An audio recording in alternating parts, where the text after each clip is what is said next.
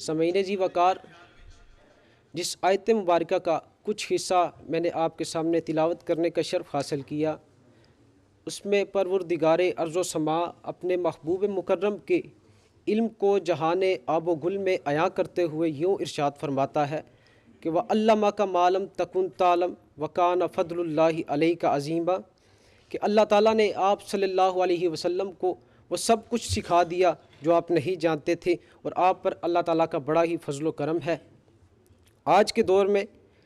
مستشرقین اور اسلام کے آستین میں پرورش پانے والے نجدی سانپ جب حضور کے علم پر زبان تان دراز کر کے زہر پاشی کرتے ہیں تو یہ آیت مبارکہ تریاق کے طور پر مستعمل ہوتی ہے،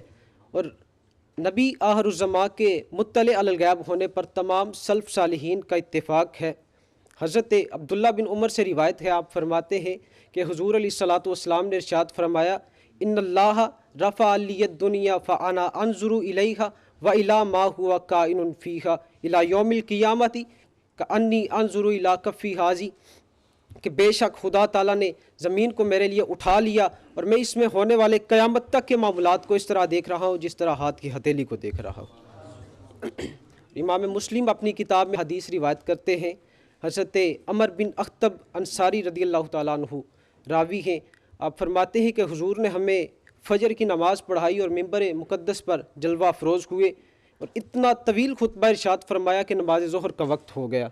نماز پڑھائی اور دوبارہ سے ممبر شریف پر جلوہ نما ہوئے اور پھر خطبہ دیا یہاں تک کہ نماز عصر کا وقت ہو گیا، نماز پڑھائی اور پھر سے ممبر پر جلوہ تاب ہوئے اور پھر مغرب تک ہمیں وہ سب کچھ بتا دیا جو قیامت کی صبح تک وقوع پذیر ہونے والا تھا۔ میں اپنی گفتگو کو روبہ اختتام کرتے ہوئے ایک اور حدیث آپ کی گوش گزار کرتا ہوں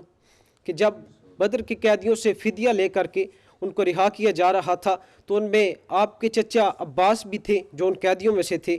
تو آپ نے حضور کی بارگاہ میں حاضر ہو کے عرض کی کہ میرے پاس کوئی مال و زر تو نہیں، مجھے فقراء قریش کی حیثیت سے رہا کر دیا جائے۔ تو آپ علیہ الصلاۃ والسلام نے ارشاد فرمایا وہ مال کہاں ہے جسے تم نے اور چچی ام فضل نے دفن کیا تھا اور کہا تھا کہ میں اگر جنگ سے واپس آ گیا تو ٹھیک، ورنہ وہ مال میرے بیٹے فضل اور قاسم کو دے دینا۔ تو آپ کے چچا حیران رہ گئے اور کیا اٹھے، فقال العباس واللہ انی لأعلم انک رسول اللہ صلی اللہ علیہ وسلم، کہ بے شک آپ خدا تعالیٰ کے رسول ہیں، حالانکہ میرے مال کے بارے میں میری بیوی اور میرے سوا اور کوئی نہیں جانتا تھا۔ میں آخر میں اتمام حجت اعلیٰ حضرت کے ان اشعار پر کرتا ہوں